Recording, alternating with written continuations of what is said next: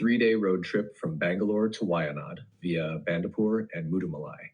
In this vlog, we'll take you along on our exciting 3-day trip from Bangalore to Wayanad during the Puja holidays. We chose the scenic route through Mysore, Gudalur, Bandipur, and Mudumalai to maximize our chances of spotting wildlife. If you're planning a road trip to Wayanad, this might be the best route to catch glimpses of animals walking by the roadside. Day 1, the journey begins. We started early at 6 a.m. from Bangalore. Before hitting the expressway, we enjoyed a simple but delicious breakfast of hot vada and dosa, all at very reasonable prices. Then it was on to the Bengaluru-Mysuru Expressway, which has completely transformed travel between these two cities. What used to take 3 hours now only takes 90 minutes, thanks to this fantastic 6-lane highway. The toll is Rs 3 and 20, and it's worth every bit for the convenience and safety. No more slow vehicles or two-wheelers, as they've been banned from the expressway.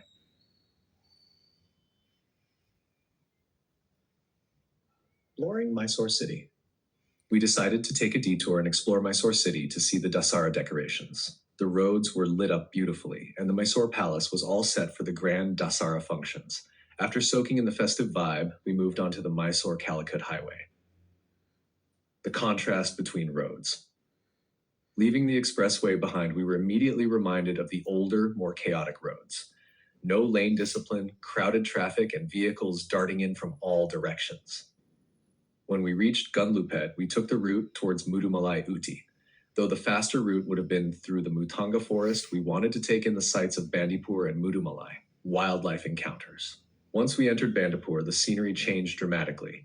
Lush greenery and a cool breeze welcomed us. We slowed down, and just as we hoped, we spotted some incredible wildlife.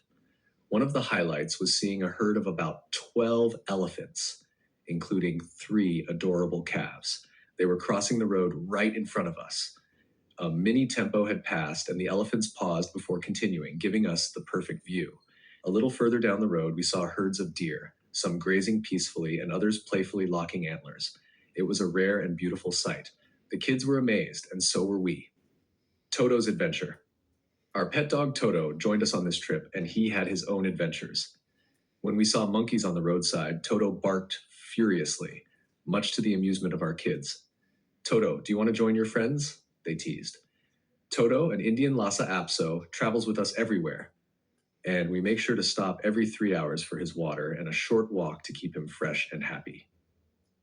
Lunch stop and final stretch. We stopped at Sastapuri Hotel in Gudalur for a quick lunch before heading back on the Uti Calicut Road to Kalpetta, Wayanad.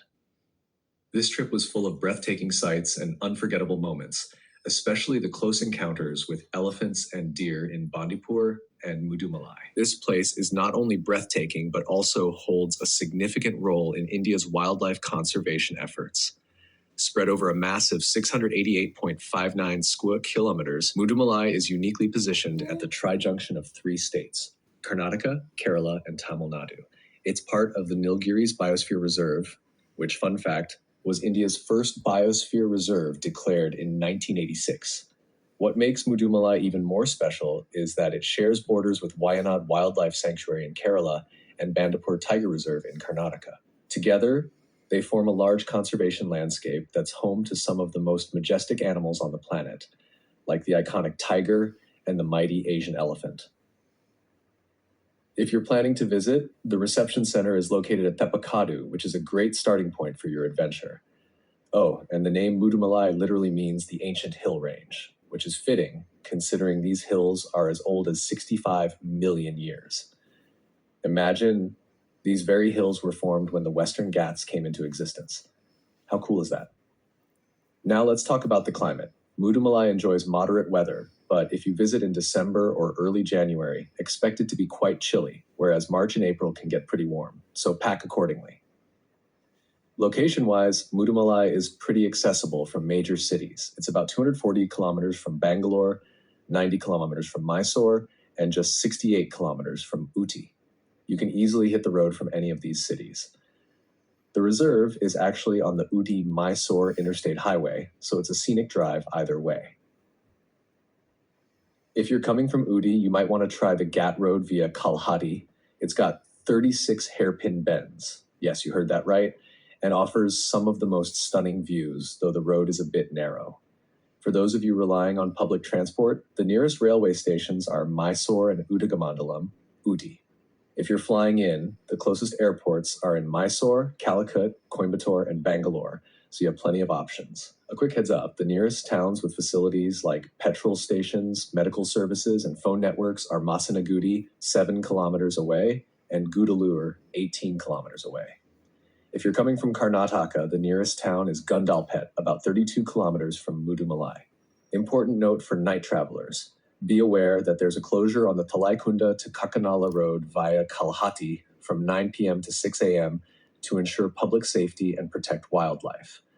The Karnataka government has also restricted night traffic on the Gundalpet to Uti Road passing through Bandipur Tiger Reserve during these hours. So plan your journey accordingly, folks. Walk you through the complete procedure for booking an unforgettable safari at Mudumalai National Park. If you're planning a trip to this incredible place, knowing the booking process is key to making the most of your experience, so let's dive right in. First things first, it's always best to reach the reserve early and either book your safari on the spot or even better, book it online in advance. Now, knowing which gate to enter from and the right safari options is super important. You might want to consult your travel agent for all the correct details before your trip. Now, here's an important tip. When booking online, make sure to use the exact name and photo ID number that's on your ID card, because the forest officials will check this when you enter the park. If there's any mismatch, they can cancel your booking on the spot. So double check those details. The booking process is entirely controlled and managed by the Forest Department of Mudumalai National Park, which operates under the Tamil Nadu Forest Ministry. They've got a tight schedule with safaris running in 2 shifts, morning and evening. Morning safaris are from 6:30 a.m. to 10:40 a.m. with 3 slots, and evening safaris run from 2 p.m. to 6:10 p.m. Make sure to pick your preferred time when booking.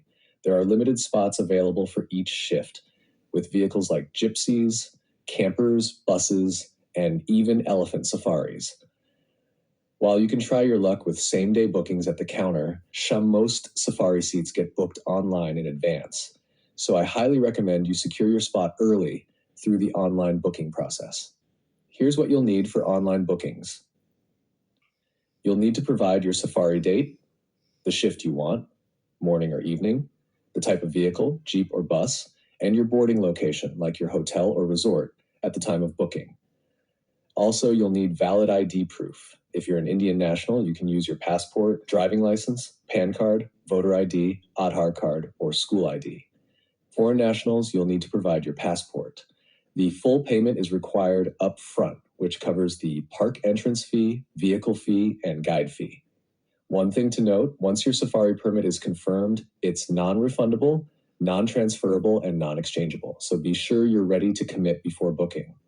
The Forest Department will assign your safari vehicle, guide, and gate randomly, so you won't get to choose a specific vehicle or guide, but trust me, the experience will be amazing no matter what. So, in summary, book your safari online in advance for the best chance of securing a spot. Provide the correct ID details because the Forest Department will check these at the gate. Pay the full fee up front for confirmation. You can't choose your vehicle or guide. They'll be assigned randomly by the Forest Department. That's all for today's vlog. Folks, I hope this helps make your Mudumalai safari booking experience smooth and hassle-free. State highways, we noticed that although the roads were not as wide, the traffic was minimal. We were greeted by stunning views of tea estates, which stretched like a green carpet on both sides. The scenery was so breathtaking that we couldn't resist stopping to take several photos with the lush tea plantations as our backdrop. Along the roadside, we also came across many tea factories where you can witness the tea powder making process. Though the roads weren't as well maintained as the Mutanga Sultan Bathery route, SH29, a 43-kilometer stretch, the scenic beauty made it all worthwhile. As we crossed the Tamil Nadu border into Kerala, the landscape changed, and we saw numerous coffee plantations. The first town we entered in Wayanad from Tamil Nadu was Vaduvanchal. The road from Vaduvanchal to Gudalur was originally built during Tipu Sultan's reign, and later fully developed by the British companies that came here for gold mining. These companies eventually expanded into tea and coffee plantations. The history of the Gudalur Wayanad roads and the story of these plantations add another dimension to the experience of traveling here. This region is a mix of picturesque mountains, valleys, evergreen forests, and sprawling tea and coffee plantations, making it a less explored but highly compelling destination. Gudalur, located at the intersection of Karnataka, Tamil Nadu, and Kerala, connects the cities of Mysore, Udi, and Calicut. Interestingly, Gudalur was part of Kerala's Malabar district until 1877, after which it was transferred to the Nilgiris district due to the large size of the Malabar district compared to the smaller Nilgiris district. During British rule, this area was a southeastern region of Wayanad. From the early 1800s to the early 1900s, the Nilambur zamindars leased out land for coffee plantations, gold mining, and tea cultivation. The hilly tracts of Wayanad, part of the Madras Presidency, contained gold-bearing reefs of auriferous quartz that had been mined by locals for centuries. It is even believed that King Solomon of Jerusalem received gold, silver, ivory, apes, and peacocks from the land of Ophir, thought to be in this region. Place names like Ponani, Ponmudi, Ponmana, and Ponurkode suggest that Pon, meaning gold, has historical significance here. Ponaripu, or the tax on gold washing, was one of the revenue sources for the early Malabar Rajas. Wayanad's hills, along with areas like Devala and Cherambadi under the Nilgiris, became significant gold mining centers. European companies, such as the Alpha Gold Mining Company, established in 1874 with a capital of £10,000, were among the first to explore gold mining here. However, the gold rush turned into a period of disappointment and failure, with several companies closing down and mine owners even committing suicide. European entrepreneur Smith, who mined gold near Thariode, tragically ended his life after his efforts failed. He had leased 300 acres of land for gold mining from the Nayars of Pojutana Edam, but his business couldn't survive. Though the gold rush was a failure, the history of the tea and coffee plantations in this region flourished. We are now in the middle of these tea plantations as we reach Vadavanchal, a significant area in Wayanad's plantation history.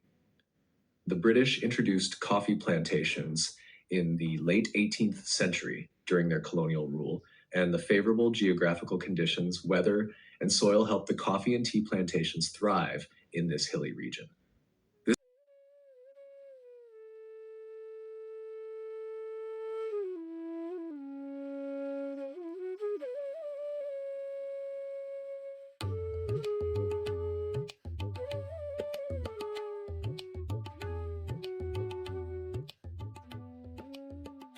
Thanks so much for joining us on this amazing journey through Wayanad. If you enjoyed the video, please give it a thumbs up and leave a comment below with your favorite part of the trip. We'd love to hear from you. If you're new here, don't forget to hit the subscribe button and click the notification bell so you won't miss out on our upcoming adventures. We've got some exciting destinations coming up soon. Also, check out these related videos, point to linked videos, if you're curious about our other trips through India. See you in the next one.